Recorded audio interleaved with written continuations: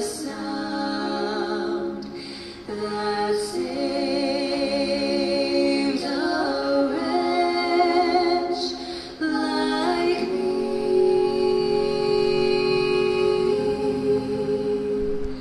I was lost, but now I'm found. Was blind, but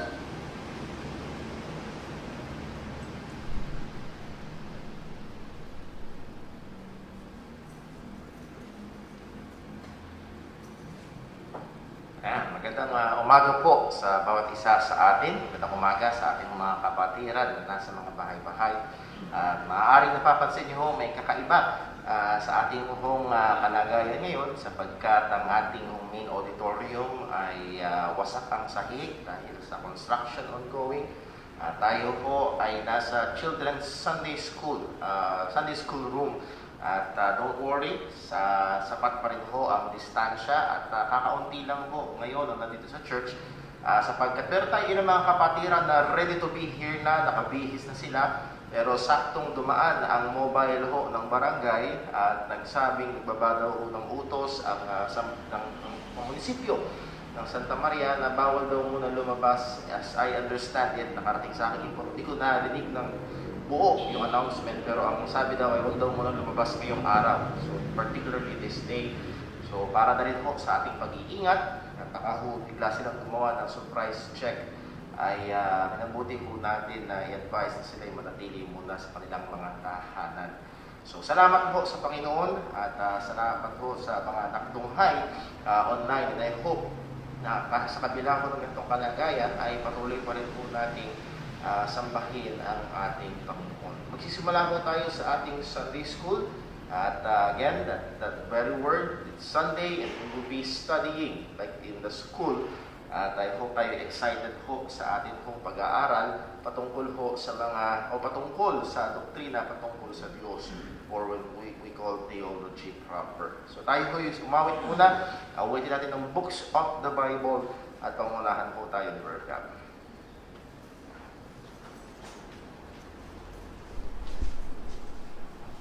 Magandang umaga po sa ating lahat. Awitin po natin ang books of the Bible.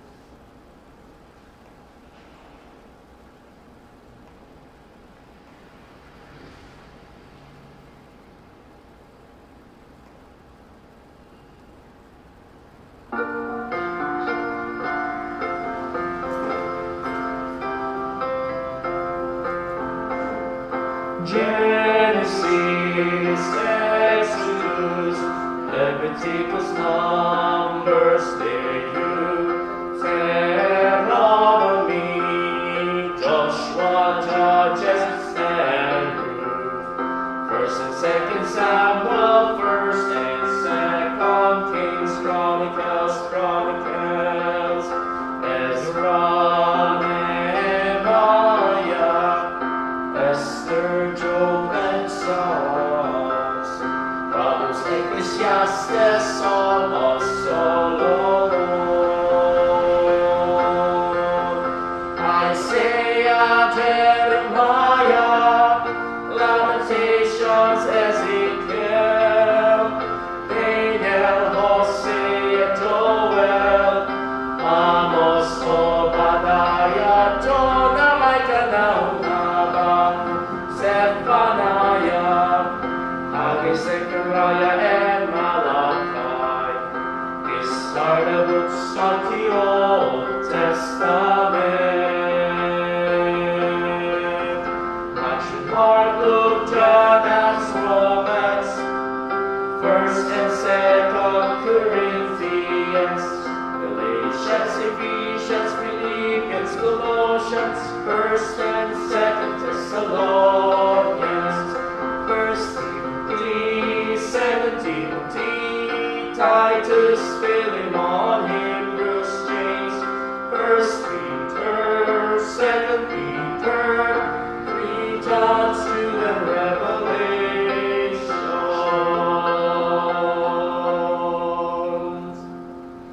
Tayo po ulit umawit. Awitin po natin The Solid Rock.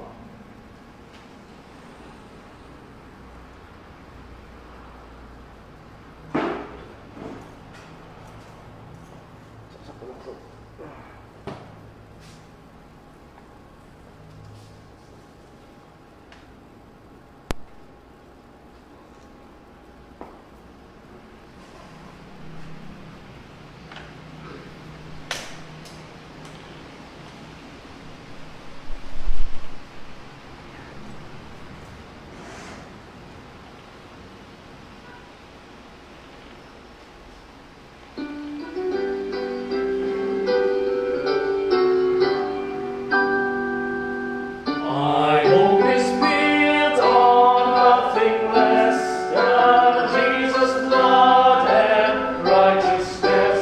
I dare not trust the sweetest frame, but wholly lean on Jesus' name. On Christ the solid rock I stand, all other ground is sinking sand.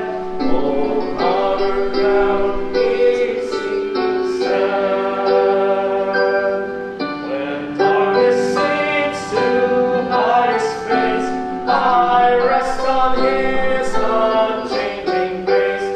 In every high and stormy gale, my anchor holds me in the wind. On Christ the solid rock I stand, all other ground is sinking sand. All other ground is sinking sand.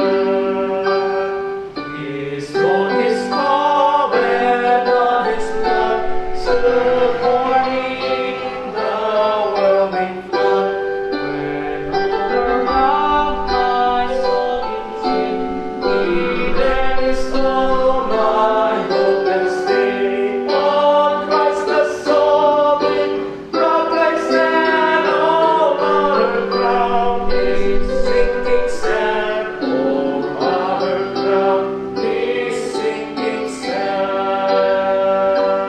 When He shall come with trumpet sound, oh, may our dead in Him be found. Rest in His righteousness alone, Lord, bless this Christ the solid rock I stand, all other ground is sinking sand. All other ground.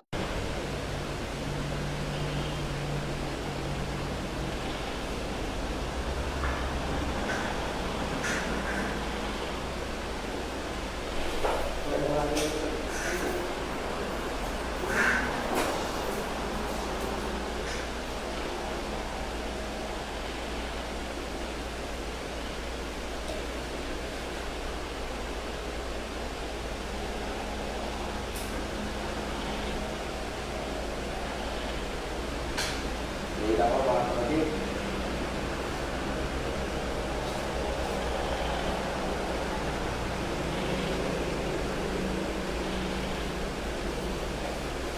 Okay, thank you.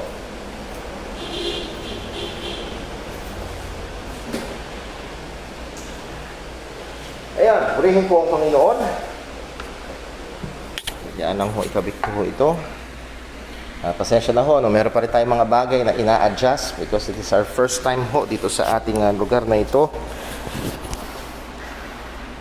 At kaya ho nawala kanina ay nagalaw yung ating wifi extender doon sa loob. Kaya nawalan tayo ng connection. Nevertheless, salamat sa Diyos sa mga teknolohiya na available ho ngayon. Tayo ho ay nakakapagdaos ho ng mga gawain kagaya nito, maging sa atin hong Sunday School room. So dadako ho tayo sa ating Sunday School at ang ating pinag-aaralan is fundamentals of the Christian faith, and we are on the second fundamental doctrine na kailangan ng bawat mananampalataya ay alam ito. Kung maaari ay let's use the word, may kabihasaan sa pagkakaunawa sa bagay ho na ito, and these fundamentals, these basic doctrines will go a long way to guide us in our understanding of the Word of God.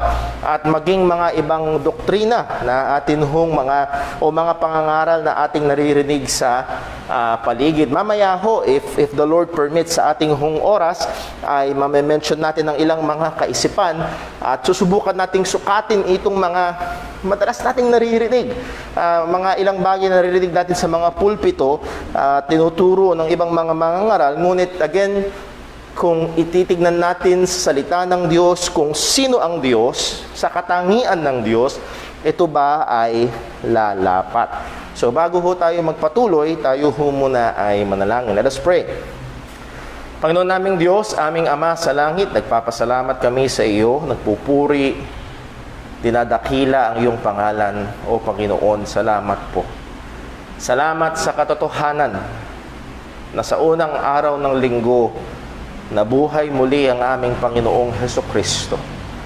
At mula noon, ang lahat ng mga mananampalataya ni Jesus ay nagtitipon-tipon sa unang araw ng linggo upang alalahanin, ipagdiwang, sambahin Ikaw, O Diyos, at ang iyong anak na aming Panginoong Hesukristo na nabuhay muli upang kami ay magkaroon ng tunay at ganap na kaligtasan.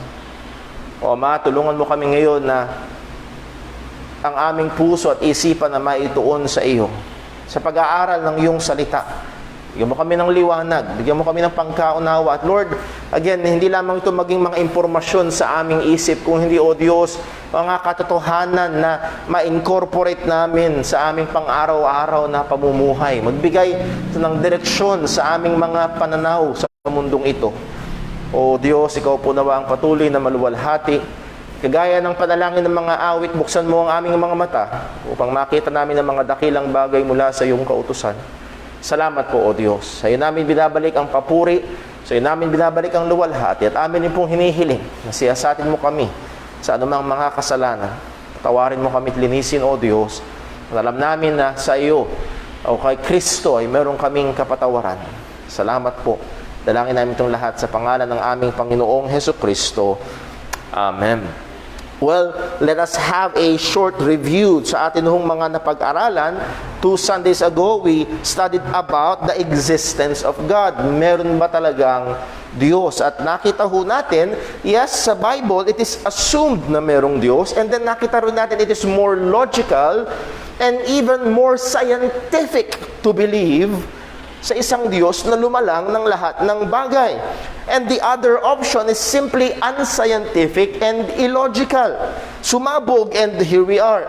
Sumabog and then nagkaroon ng buhay. Sumabog, walang disenyo, walang dahilan. Walang maiturong pinagmulan kung hindi isang dakilang pagsabog. At hindi nila alam kung saan gumaling. Saan galing yung sumabog? Bakit sumabog? At ang maliwanag at mas lapat sa lohika, mas lapat sa siyensya, ang Diyos na buhay ay nagbigay ng buhay. Mas lapat sa pagkaunawa natin, sa nakikita natin sa paligid, nakikita natin yung disenyo. Hindi basta nangyari na lang, hindi random, meron talagang disenyo sa mga pangangailangan nating mga tao. Again, to believe that all this just evolved by chance takes more faith than believing in an all-wise, almighty, all-powerful God.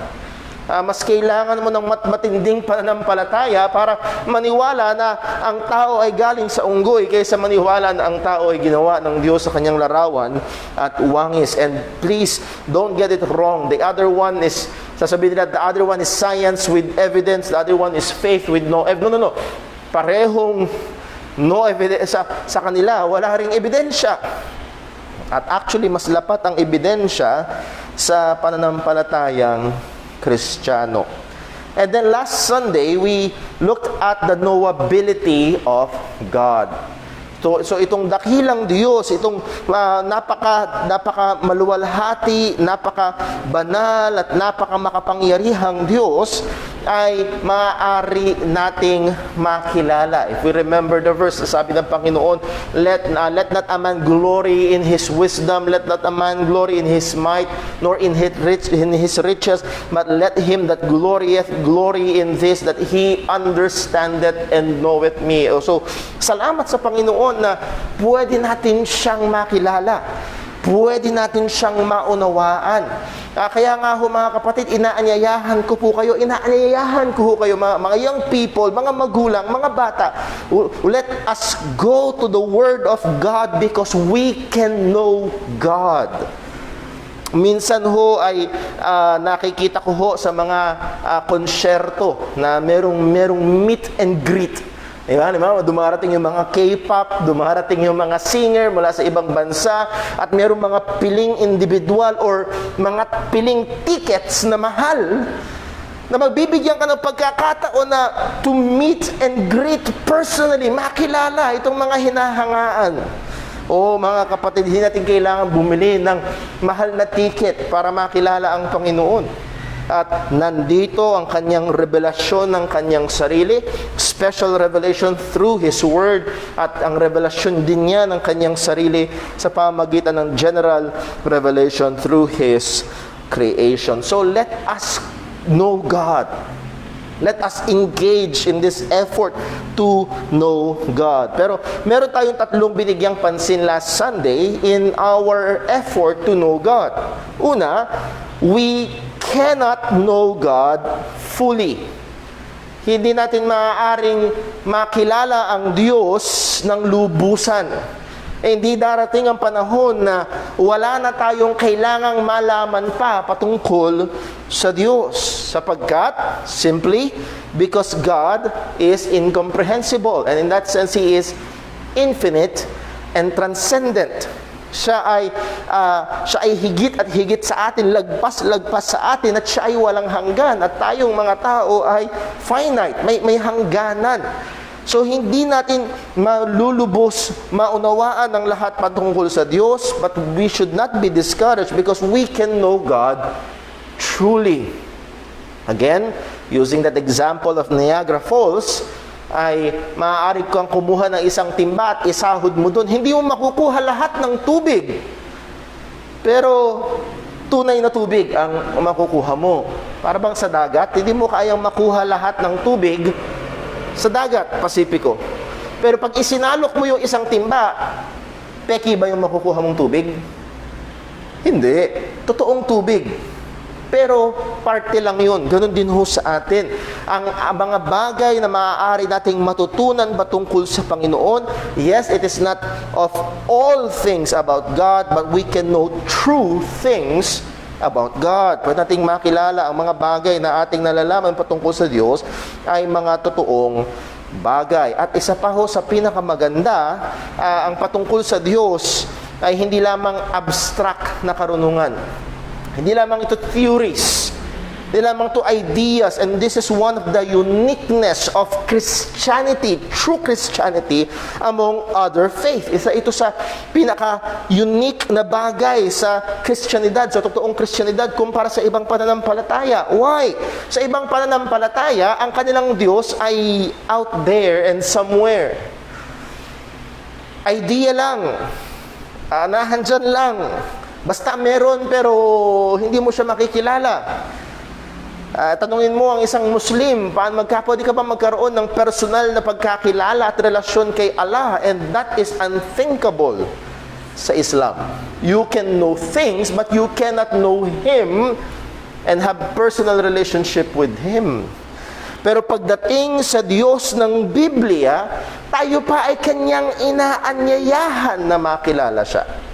We can know God personally, and that is through our Lord Jesus Christ. If we truly believe the gospel, hindi sapat na, basta may Diyos dyan, alam ko may Diyos, pero to have a true knowledge and true relationship with this God na lumalang sa atin, na may ari sa atin, na nagbigay ng buhay sa atin.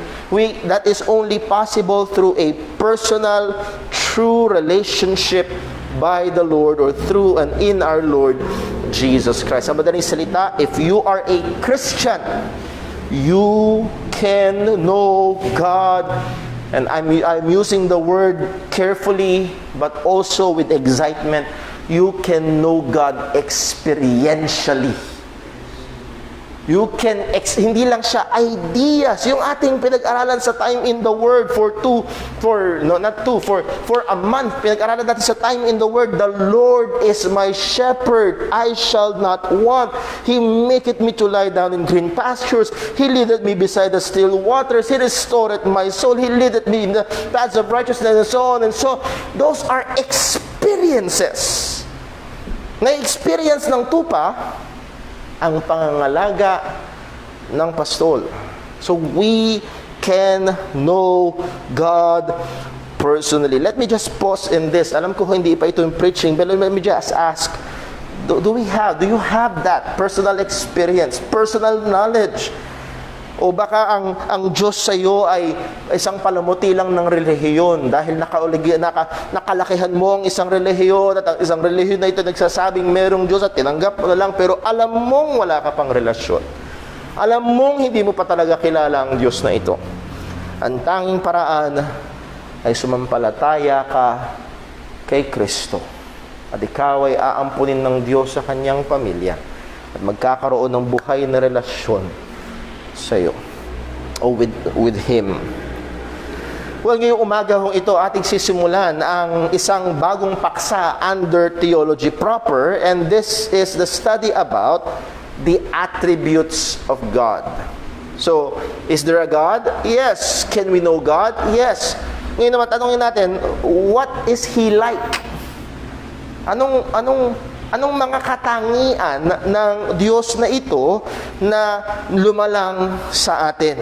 This word attribute can be used in two ways. First, as a verb, which will mean to ascribe, to assign, to attach, to credit to. Ina-attribute. Kumbaga, I attribute this success of the company to our, parang i-assign mo sa kanya. No, hindi ito yung ating paraan ng paggamit ng word na attribute.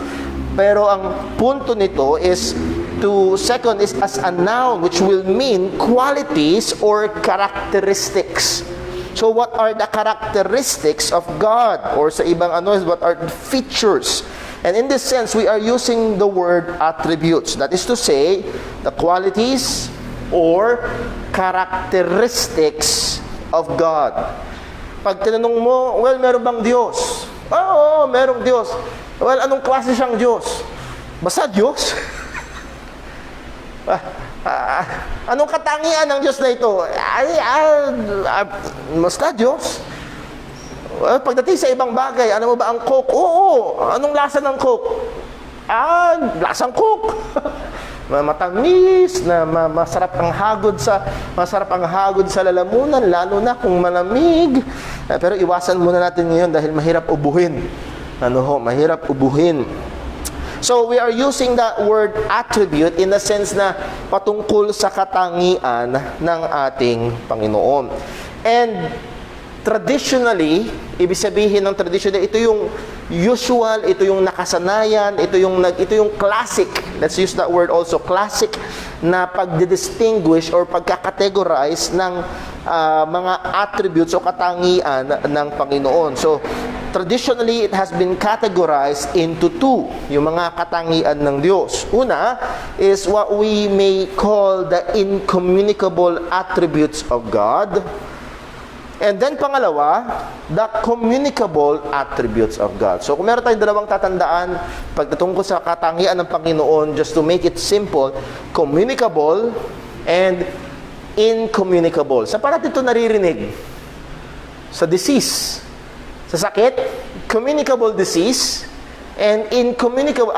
Ang COVID-19 is a very much highly communicable. Ibig sabihin, na isasalin, na i-share. Incommunicable, hindi na isasalin, hindi na i-share. So, ang punto ay ito, may mga katangian ang Diyos na pagtitignan natin ay kanyang-kanya lang. Walang iba na merong ganong katangian. And then, pag tinignan natin, yung communicable ay mga katangian ng Diyos na in a way ay kanyang i-share. And we are using that word share in a very limited sense. Hindi niya i-share ang kanyang pagka-Diyos. Okay? Hindi niya tayo binigyan ng isang patak. Naman, Brother Gab, meron kang isang patak ng kadyusan. No. Ikaw ay tao. Gawa sa putik na hiningahan ng Panginoon. At hindi ho totoo yung tinuturo ng iba na meron tayong maliit na kapital. Yung kapital, business ba? Meron kang 10 piso, palaguin mo lang yon, pwede ka maging kasing yaman ni Henry C. I-cultivate mo lang yung kadyusan na nasa iyo, pwede kang what man is, God was, what God is, man can be. Tinuturo ho, if I'm not mistaken, tinuturo ho yun ng mga saksi. That man can be God. So, that is satanic. Anong sabi ni Satan kay Adan at Eva? Pag kinain nyo to, magiging katulad kayo ng... That is satanic. We can never be.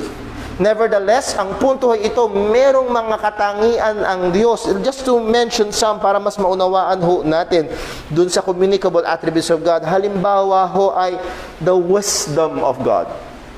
Wisdom. And we have the book of Proverbs, the book of wisdom. God wants us to gain wisdom. The righteousness of God, the jealousy of God. Again, itong mga katangian na ito ay ang tao ay inuutusan ng Diyos na mamuhay ng may katuwiran. Ang tao ay nakakaranas din ng pagseselo. So, in that way, because we are made in the image and likeness of God, God in that sense shared or made us na re-reflect ang ilang mga katangian niya through us. So, hindi sinir ng Diyos ang kadyusan sa atin, kundi nilalang tayo ng Diyos na may mga katangian na makikita rin natin sa Kanya. At hindi ito ang Diyos ang pinattern sa atin, kung hindi tayo we are made in the image and the likeness of God. Now, let me just, for a warning, for a caution, para maging maingat ho tayo, let me just read ang sinabi ho ni Wayne Grudem sa kanyang Systematic Theology book. However, upon further reflection, and I quote, however, upon further reflection, we realize that this distinction, although helpful, is not perfect. Okay? Nakakatulong pag pinag-aralan natin, well, what are the incommunicable? Okay, ito yun. What are the communicable? Okay, ito yun. Nakakatulong siya sa pagkaunawa natin. Pero hindi perfecto ang distinctions or pagkakategorya na ito. That is because there is no attribute of God that is completely communicable and there is no attribute of God that is completely incommunicable. Halimbawa, the self-existence of God that is incommunicable. Ang Diyos ay umiiral sa kanyang sarili. Hindi niya kailangan ng kahit ano. Ang tao, in a sense, ay merong existence, pero hindi tayo independent. So, meron din pag-iral ang tao. So, hindi siya perfect categorization. Pero gagamitin natin ito para makatulong ho sa ating pangunawa. Ngayon, pag nagbasa ho tayo ng ilang mga theology books, pwede nating makita ang pagkakategorya naman na ganito, transcendent and condescendent attributes of God. Or, na isa rin sa mga nabasa ko, kinategorya ng isang theologian, the greatness, goodness, attributes of greatness, attributes of goodness, and attributes of human experience. So, sa tatlo naman yung kategorya. And again, ang punto, ang goal nito is to help us to understand. So, for simplicity and also, pag binasa natin ng maraming mga theology books or systematic theology books, kadalasan, ito yung ginagamit na pagkakategorya. Ito rin yung ating gagamitin. That is, the incommunicable and communicable attributes of God. So, we will start with the incommunicable attributes of God. And again, mga kapatid, let us remember, we cannot know God fully. And we can spend days and days sa pag-aaral sa mga katangian ng Panginoon at hindi natin ito masasagad. So, I confess, sa ating pag-aaral, ang gagawin lang ho talaga natin ay kumbaga scratching the surface, if you know that figure of speech. At kumbaga, huhukayin lang natin yung ibabaw, magsisimula tayo, and nawa, ito yung mag-challenge sa atin to go deeper, na mas makilala pa, mas maunawaan pa ang patungkol sa mga katangian ng Panginoon. So, number 1, atin hong simulan sa pag-aaral ng katangian ng Diyos in His incommunicable attributes. Number 1, the independence or the self-existence, or isa pa sa pinaka-technical na gamit na salita ay ito, the aseity of God, and that is A-S-E-I-T-Y. Aseity of God. Ang ibig sabihin ng aseity is independence or self-existence. And to help us to understand, let me quote some theologians. And they nilagay nila ito sa isang sa mga salita na lapat, mas madaling maunawaan, at hindi na ako nagsubok na ilagay ito sa sarili kong salita. Sabi ho ni Wayne Grudem, again sa kanyang systematic theology, God does not need us or the rest of creation for anything. Let that sink in a little bit. Hindi tayo kailangan ng Diyos. Hindi kailangan ng Diyos ang anumang bagay na Kanyang nilalang. At ito ay maaring isang bagay na talagang lagpas-lagpasan sa atin. Bakit? Ang tao gumagawa ng mga bagay na kailangan.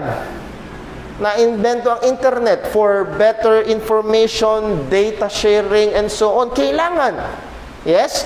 Electric fan. Kailangan. May pangangailangan at sinusubukang resolbahan yung pangangailangan. Pagdating sa Diyos, hindi niya nilikha ang liwanag kasi kailangan niya ng liwanag. Hindi niya nilikha ang araw, ang langit, ang mundo dahil kailangan. Hindi niya nilikha ang tao dahil kailangan niya ang tao.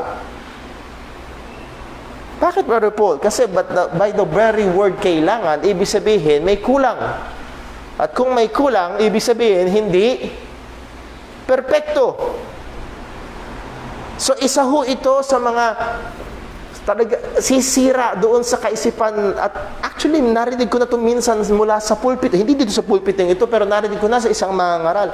Ang Diyos daw ay malungkot, kaya nilalang niya ang tao para maka-fellowship niya.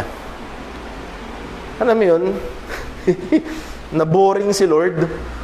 Walang hanggan, siya'y umiiral. Nambira, wala naman ako makausap. Lilikha nga ako ng kausap. Para bang merong nagkaroon ng need ang Diyos? Well, no, because God is self-existent. Hindi niya kailangan ng sinuman, hindi niya kailangan ng anuman, hindi niya kailangan ang lahat sa sanlilikha. Yet we are, again, continuing from Wayne Grudem, yet we are, and the rest of creation can glorify Him and bring Him joy. So hindi niya tayo kailangan, hindi niya kailangan ng anuman sa mga nilikha, pero nilikha tayo ng Diyos at maaari tayong magbigay luwalhati sa Kanya at magbigay kaluguran din naman sa Kanya. Let me just read ang definition ni Michael Horton sa aseity of God. There is God and there are creatures. Creation exists as a result of God's word, freely spoken, not as a necessary and external extension of God's being.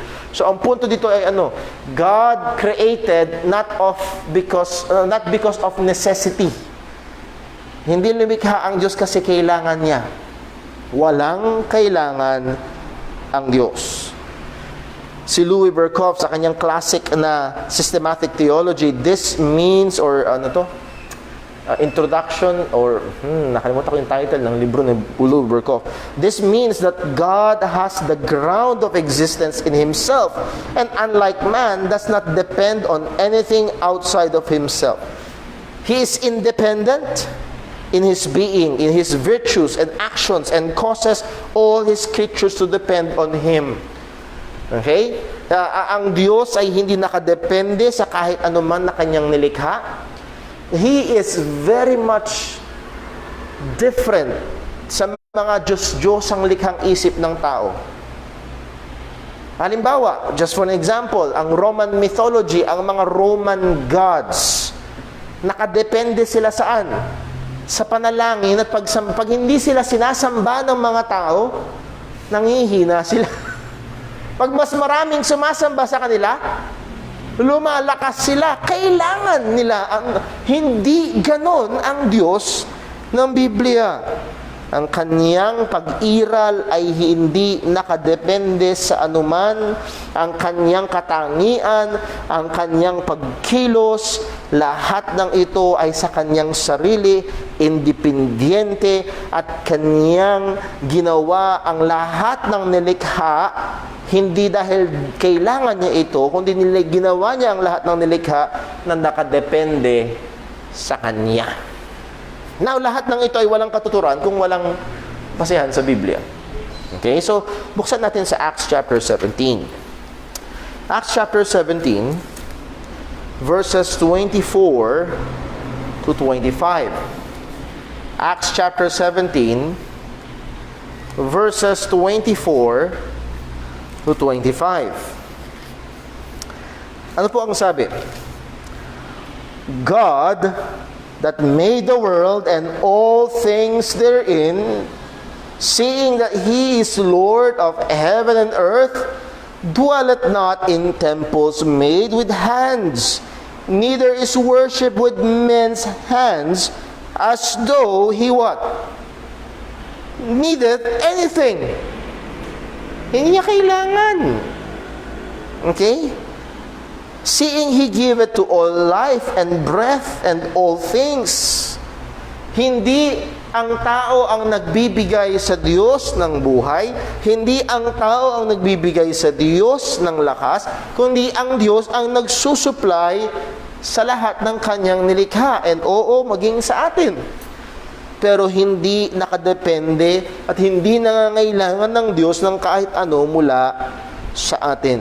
The very name of God, Yahweh, YHWH, the Tetragrammaton.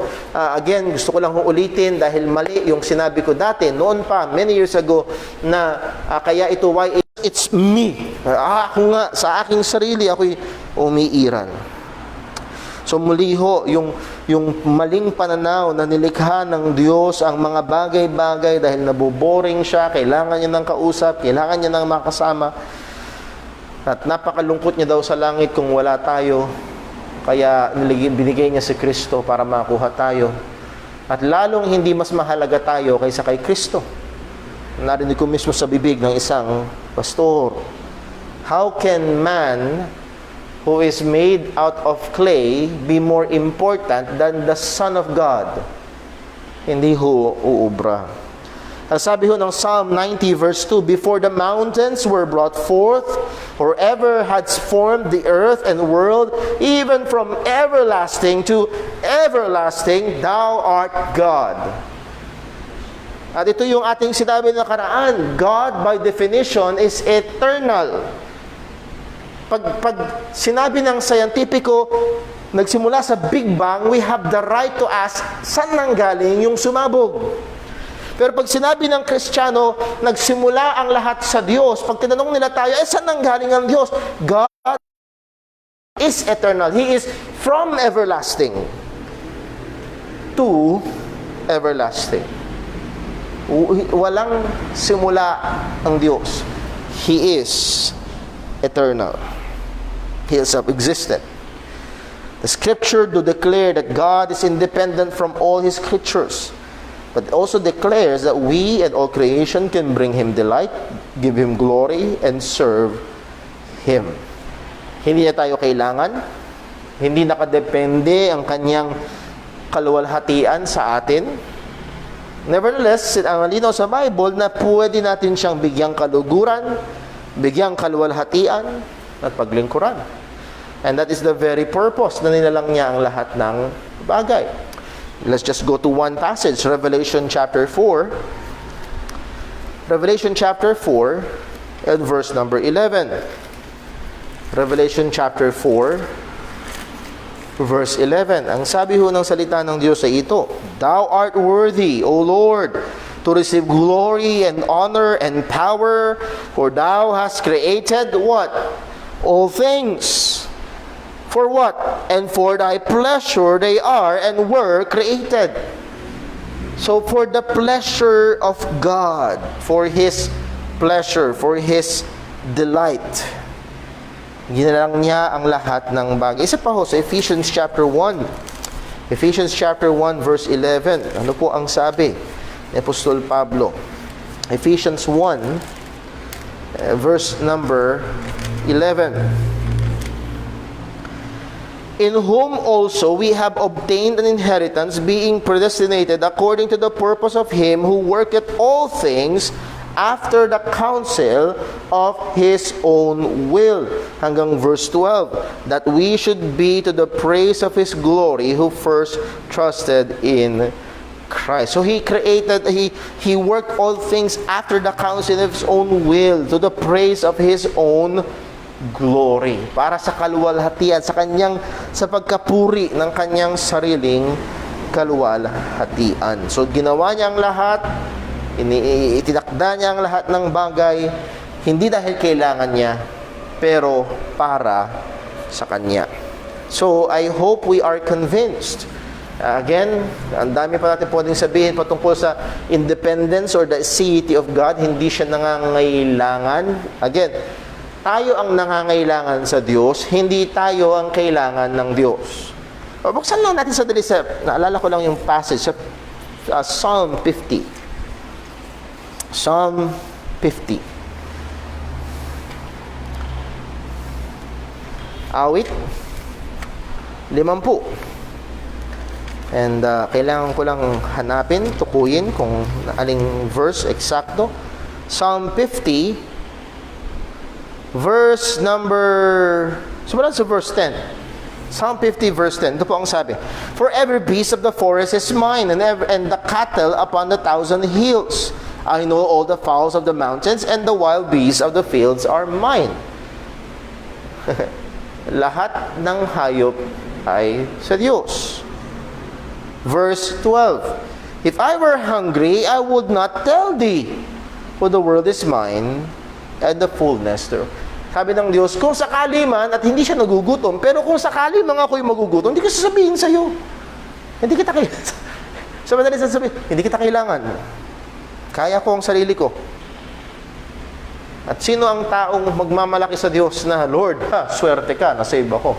Lord, mapalad ka, nagtatapat ako. Kung wala ako, paano na lang ang church mo, Lord? Oh, wow, that's napaka-proud. At meron hong mga tao, meron mga mangangaral, sad to say, na yun ang tingin, na mapalad si Lord na naglilingkod sila. No, mapalad tayo na tinawag tayo ng Diyos. Kung tayo man ay nasa ministry, tayo tinawag ng Panginoon sa paglilingkod. So, ang Diyos ay self-existent. Siya ho ay hindi nakadepende sa kanino man o sa kahit anuman. Siya'y umiiral at kontento, kompleto sa kanyang ganang perpekto, kontento, kompleto sa kanyang ganang sarili. Number 2, at bibilisan ho natin at ayaw ho natin masyadong magtagal ho sa ating pag-aaral. Again, we are just skimming to the surface, and would like to challenge you to study more. If you want resources, pwede ako mag-forward sa inyo ng mga resources, even magpahiram ng mga libro, masasiguraduhin nyo lang babalik. Okay? So, number 2, pag-aralan natin, pangalawa sa incommunicable attributes of God is what theologians call the immutability of God. Immutability. Brother Paul, ano naman yung salitang niya, immutability? Well, in a word na mas maunawaan natin, the unchangeableness of God. That is, God never changes. Ang Diyos ay hindi nagbabago. And to put it in a spectrum na maunawaan natin, pag kasi nagbago, it will move in just 2 directions. It's either mag-i-improve or magde-degrade. Nakuha natin, ho? It's either pag nagbago, gaganda pa, or papangit. Tama ho ba? Sabi mo, nagbago. Ano nagbago? Wala. Hindi nagbago yun. Pag may nagbago, ibig sabihin, ang church natin may nagbago. Meron ba? Meron. Sa ngayon, pangit. Sira. Pero, Lord willing, sa lumaw na ilang mga panahon, gaganda. Nagbago. Pag sinabi natin na ang Diyos ay nagbago, delikado yon. Una, kung siya'y perpekto, tapos nagbago, nag-degrade, hindi din siya perpekto. Or, kung siya'y nagbago, nag-improve, ibig sabihin galing siya sa hindi perpekto at baka sakaling perpekto, o baka hindi pa, baka meron pang further improvements. Nakukuha natin kapag iniisip natin ang Diyos at meron hong mga tao na ang tingin ang Diyos ay nagbago. Ang Diyos daw sa lumang tipan ay Diyos na marahas. Pagdating sa bagong tipan siya ang Diyos na mabiyaya at mahabagin. Nagbago. No. Mag-ingat ho tayo sa pagsasabi na ang Diyos ay nagbabago. Because God says it Himself na siya'y hindi nagbabago. Sabi ng Psalm 102 verse 25, "For old hast thou laid the foundation of the earth, and the heavens are the work of thy hands. They shall perish, but thou shalt endure. Yea, all them shall wax old like a garment. As a vesture shalt thou change them, and they shall be changed, but thou art the same, and thy years shall have no end."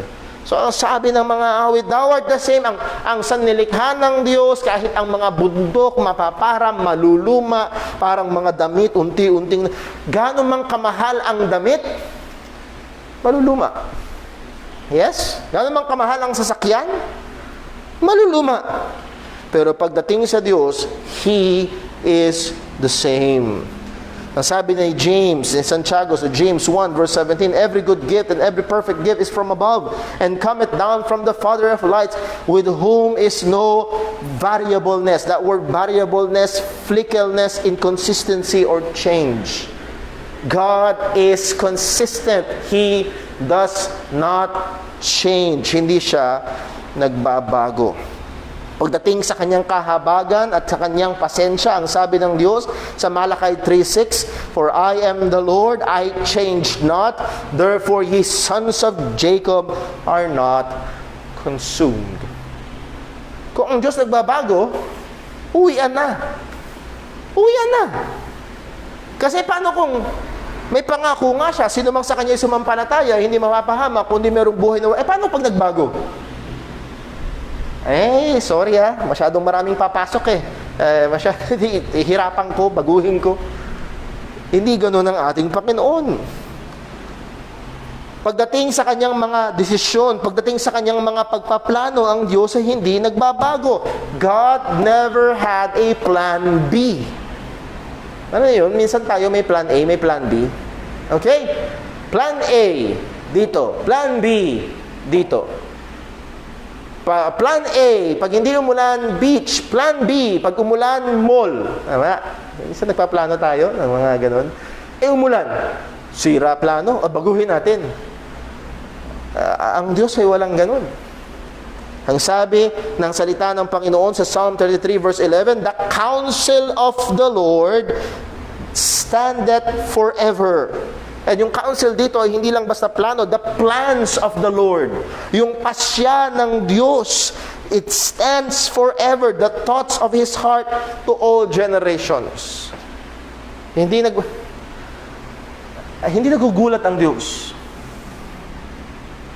Alam niyo ho yun? Abang si Adan at si Eva, pinagmamasdan niya doon sa hardin. Ay, kinain! Naku, anong gagawin ko ngayon? Ganito lang. Hindi ganun ang Diyos. Sa Hebrews chapter 6 verse 17, ang sabi, "Wherein God willing more abundantly to show unto the heirs of promise the immutability of His counsel, confirmed it by an oath." Hindi magbabago ang mga pangako ng Diyos. Hindi magbabago ang mga plano ng Panginoon. His promises will never change. Numbers 23, verse 19. God is not a man that he should lie, neither the sons of man that he should repent. He had said, had he said, and shall he not do it? Or had he spoken, and shall he not make it good? Pag sinabi ng Diyos, mangyayari. Pag pinangako ng Diyos, gagawin niya. Sinabi ni Jesus, muli siyang babalik. Maaaring nagtatagal na, pero mas malapit yung ngayon kaysa kahapon. At ang totoo, siya'y babalik. When we say God is unchanging, again, let me quote Wayne Grudem. Ang sabi niya, God is unchanging in His being. God is unchanging in His perfection, purposes, and purposes, and promises. That God does not act and feel emotions, and He acts and feels differently in response to different situations. So nahandoon ang katotohanan na ang Diyos ay hindi nagbabago sa Kanyang kaperpektuhan. He is always 100% in all His attributes perfect.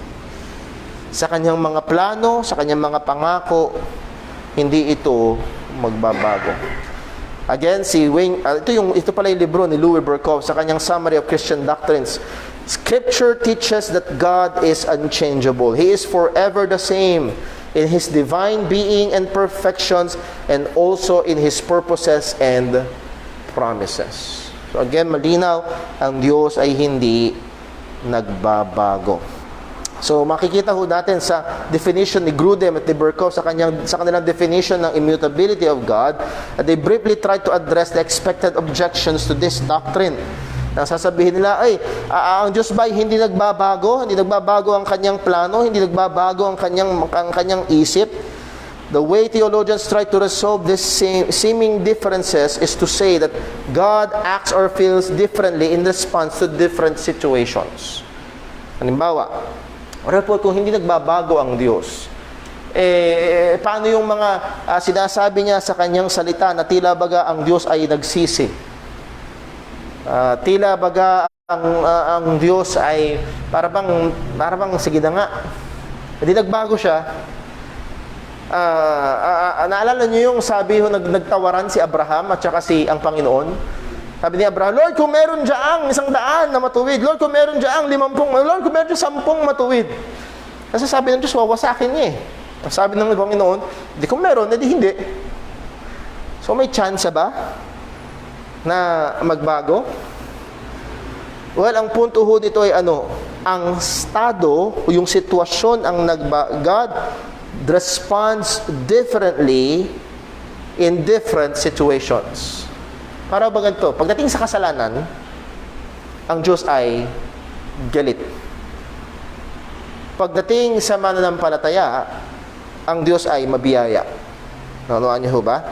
So pag ang tao ay makasalanan, nahandon ng God is angry with the wicked every day. Ngayon, pag ang tao ay nagsisi at sumampalataya sa Ebanghelyo, siya ay object na ng pagmamahal, kalinga, biyaya ng Panginoon. So, hindi nagbago ang Diyos, yung kalagayan ng tao ang nagbago. So, walang pagbabago sa ating Panginoon. He is consistent. He is faithful.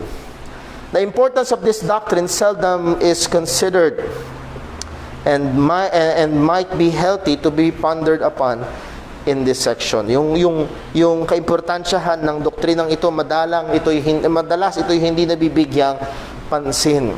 So again, pag-isipan lang ho natin kung ang Diyos ay laging siya. Hindi siya nagbabago, laging siya. Pero tayo ay patuloy na araw-araw nagbabago tayo. Yung edad natin nagbabago. Yung health natin nagbabago. Yung mga karanasan natin nagbabago. And this truth should cause us to be in awe and worship our God who is. So malinaw ho at nawa tayo ho ay kumbinsido. Ang Diyos ay hindi nagbabago. Yes, may mga lengguwahe sa Biblia na seemingly tila baga. Kaalala niyo yung pag-aaral natin on how to study the Bible? Use the clear to shed light to the unclear. Yung malinaw na sinabi ng Bible, gagamitin mo para magpalinaw dun sa malabo. Huwag mong gagamitin yung malabo para palabuin yung malinaw. Ulit-ulit sa Bible, ang Diyos ay hindi nagbabago, and we should shed that light to some passages na tila baga. At ang punto ay hindi ang Diyos ang nagbago. Halimbawa, sabi ng Diyos, wawasakin ko ang Sodom at Gomorrah. Nineveh. Ang Nineveh. So, wawasakin ko ang Nineveh. Winasak ba niya? Hindi. Hindi nagbago ang Diyos. No. Nagsisi kasi yung mga tao. Nakuha ko natin? Yung mga tao ang nagbago. Mula doon sa kalagayan na sila nasa ilalim ng galit at puot at pagwasak ng Panginoon, sila nagsisi at napunta sila sa kalagayan na nahandoon ng habag ng Panginoon. Hindi ang Diyos ang nagbago kung hindi yung tao.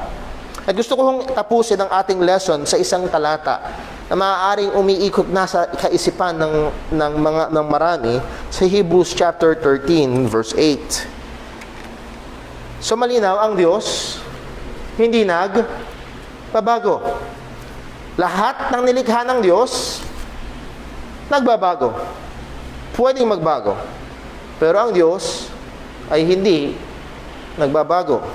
At ang sabi ng Hebrews chapter 13 verse 8, Jesus Christ, the same yesterday and today and forever. So Jesus Christ is immutable, unchanging, because He is God. At siya ay Diyos. So muli mga kapatid, tayo ay sumasamba sa isang Diyos na self-existent. Walang iba na katulad ng ating Panginoon. Wala. Hindi niya kailangan ng kahit ano. Hindi niya kailangan ng... At ang Diyos na ito ay hindi nagbabago. I hope, hindi lang ito maging mga impormasyon sa ating mga isip. I would like to challenge us to meditate on this na hingin na mag-produce ito ng pagkamangha sa atin. Wow! Walang katulad ng Diyos. Walang ibang kagaya niya. Kahit ang pinakamalakas na tao, pinakamayaman na tao, pinakadakilang, no. He not close. At nawa, ito'y magdulot sa atin na talagang magpatira pa at sambahin at dakilain ang Diyos na ito, na sa kanyang sarili ay umiiral, na hindi nangangailangan ng kahit na sino at kahit ano. At siya ay walang pagbabago. He is immutable. So that is two incommunicable attributes. Unchanging. God is self-existent. Kung meron ho mga tanong, you can forward your question to me through private message, PM nyo na lang. Pwede ho natin yung pag-usapan. Nevertheless, because of our time, tayo ho ay manalangin. Let's pray. Panginoon naming Diyos, aming Ama sa langit, salamat po sa biyaya mo. Salamat po sa iyong salita. Pwede ka naming makilala. At tunay, Panginoon, namamangha kami. Ibang-iba ka sa amin. Kami ay labis na nakadepende sa maraming bagay. Ultimo ang aming paggising kayo ng umaga. Ultimo ang aming pagkain. Ultimo ang aming pagtungo sa bahay-sambahan. O mga kapatirang nanonood sa mga, Lord, lahat ng ito, nakadepende kami sa maraming bagay.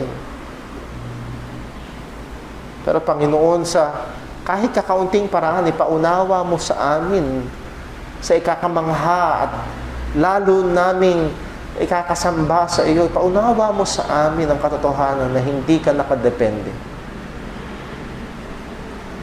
Natunay, hindi mo kami kailangan. Ang pagsamba namin ay hindi mo kailangan. Hindi ito magdadagdag sa iyo, sa iyong kadyusan. Pero Panginoon, paalala mo rin sa amin na ito'y pribilehiyo namin. Nasambahin, dakilain, purihin. Nag-iisa at tunay na Diyos. At yan din, Panginoon, salamat sa katotohanan na hindi ka nagbabago. O Panginoon, dahil hindi ka nagbabago, kami patuloy na pwedeng mamahinga sa iyong mga pangako. Dahil hindi ka nagbabago, kami patuloy na maaari magtiwala sa iyong salita.